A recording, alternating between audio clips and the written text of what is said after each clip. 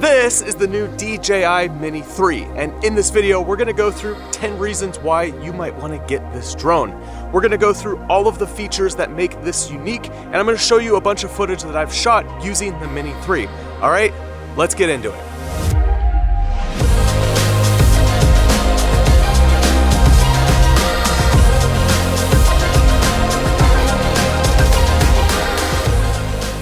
Now, number one is portability. This drone is super tiny, super small, really lightweight, so you can basically bring it with you anywhere. I have it packed in my backpack right now with the Fly More kit, but if you do just want to use the little carrying pouch that DJI includes with this kit, it's easy to put on your shoulder or throw in your car anywhere that you go. Now, it folds down so that it stays compact whenever you're transporting it, and the drone weighs less than 250 grams, which in a lot of countries, that's the difference between having to register your drone or not, or even if you're able to fly. So definitely check with your local laws and regulations, but having a sub 250 gram drone means that you can fly in more places. It makes it a lot easier when you're traveling with your drone as well. Next, let's talk about the sensor, because this is a 12 megapixel 1 1/3 inch sensor with an aperture of 1.7. So this is going to be much better than the Mini 2. So the sensor is the same one that you'll find in the Mini 3 Pro. However, it does have limited functionality compared to the Mini 3 Pro. This drone is basically an upgraded Mini 2, so it's got some new features that I think a lot of you are going to be interested in, but it doesn't have all the features that you find on something like the Mini 3 Pro. But because of that, this is going to be a cheaper drone. It's just limited on what you can do with it. So we need to talk about the resolution and the frame rates that you have out of this drone. So you can shoot up to 4K, 30 frames per second. So no 60 frames per second on this drone. However, you could go up to 60 frames if you're shooting in 2.7K. Now, one thing that's missing on this drone versus the Mini 3 Pro is slow motion. So you don't have access to 120 frames per second. So if you want to shoot in slow motion on this drone, the most you can get is 60 frames per second, and you're gonna have to fly at 2.7K to get that. And for photography, you can shoot 12 megapixels in either RAW or JPEG on this drone. Next, we need to talk about tracking, because tracking is something that I know a lot of you want in a drone. You wanna be able to put your drone up in the air and have it follow whatever you're doing. Well, this drone has no tracking built into it. With that, it has no obstacle avoidance sensors. So on the Mini 3 Pro, you can avoid objects in the front and back, whereas on this drone, there's no sensors. So you have to have full control of your drone at all times. So everything that you do with this drone pretty much has to be full manual, except for when you're flying with the quick shot modes. Now you have access to 5 different quick shots. You could use the droney, the circle, the helix, the rocket, or the boomerang. And how these work is you basically have this little plus icon that pops up when you turn on your quick shots. You could select your subject, and then it's gonna do an automation move. So this is the closest thing you'll get to tracking on this drone, because it basically locks onto a center subject and then does the move out and away or around that subject. So if you wanna get to an epic landscape, like we're about to be over here, then you could use the quick shot to be able to capture an automation of the cool spot that you're in. However, if you are trying to get like an active track mountain biking shot through these mountains, well, you can't really do that on this drone. And so for automation, you basically just have these 5 quick shots, which will give you a cool look when you get to like an epic location. Now, next we need to talk about the dual native ISO, because this is something that was new on the DJI Mini 3 Pro, and it's included in this drone as well. So this drone has 2 native ISOs, and if you don't know what that means, basically it means that there's 2 different exposure values where the drone is gonna have the cleanest image. It's at 100 and 800. So if you're shooting with lower light situations or at night, you're gonna have a little bit more range with less noise. However, what this also means is when you're shooting in 30 frames per second or lower, it uses the dual native ISO technology to give you better HDR looking footage.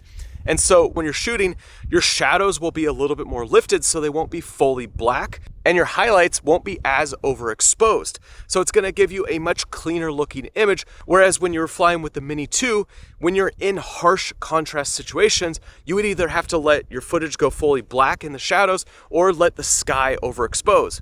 So it's just a tool that's gonna allow you to get better looking footage because it's exposing for both the highlights and the shadows and giving you a much better image overall, where you don't have as much contrast between the brightest parts of your footage and the darkest parts of your footage. And this dual native HDR technology is working for both video and photos. In photos, it's on at all times, whereas when you're shooting video, it's whenever you're shooting 30 frames per second or lower. So if you shoot in a higher frame rate like 48, 50, or 60, well, you're not gonna have this HDR effect, so you'll have more contrast in your footage. Now, before we talk about the next feature of the DJI Mini 3, I just want to mention that I have a class dedicated to shooting better videos with your drone. This is going to take you through everything that you need to know from flying your drone to cinematography techniques, and I also have a huge library of drone moves that you can use when you're out flying. Now, this series is available on the Creator Film School, and alongside this series, there is a ton of courses and classes on how to be a creator. So make sure you head down the description after watching this video and check it out. Now let's talk about the color profiles that you have access to in the Mini 3. You essentially just get standard, that's it. You don't have any other profile. So standard has a baked in contrast and saturation. So basically what you get out of the drone is what you get. You don't have a whole lot of room to do color grading because this drone has 100 megabits per second data rate. So you can push the colors around a little bit, but the issue is you already have this baked in look. There's no D-Cine-like and there's no D-Log. So if you are someone that does more color grading and you want a little bit more range, well, you have to get the Mini 3 Pro to be able to get that D-Cine-like profile.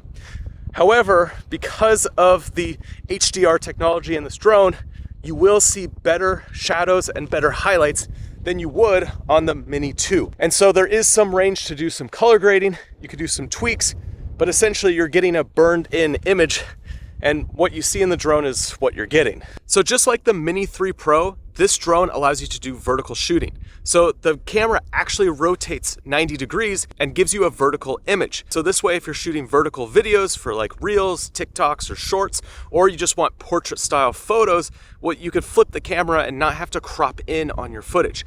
It just gives you a lot more flexibility for creators who do shoot in this vertical format. Now, one of the things I'm personally excited about with this drone is that now you could use the DJI RC with the Mini 3, which has the screen built in.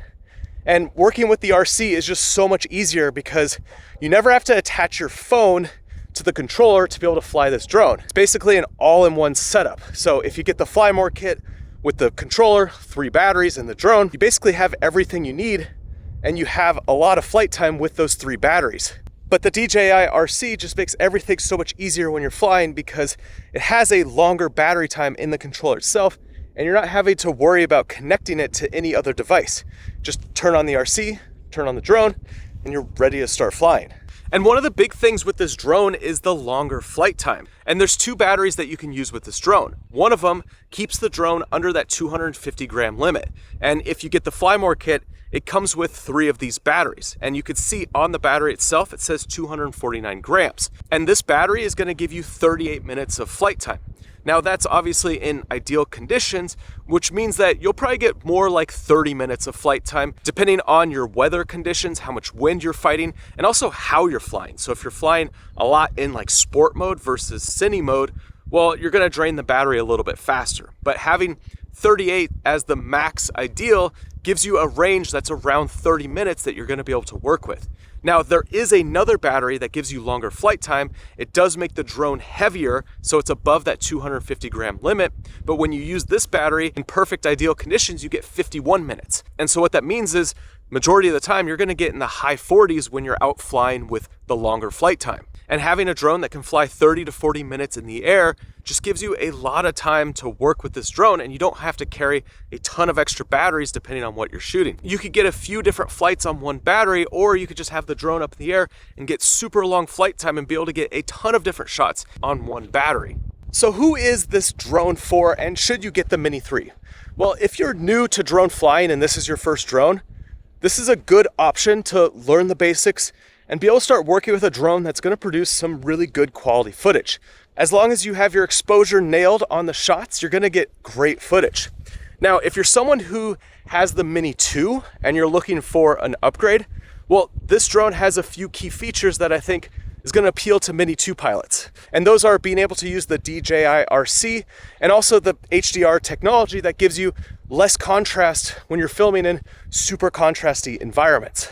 Now, if you're someone who wants to have tracking capabilities or you want to have more control of your footage by shooting in D-Cine-like or D-Log, well, then I would suggest checking out the DJI Mini 3 Pro, and I have a video all about it right here. So make sure you check out this video if you want to see more about the DJI Mini 3 Pro. See you over there.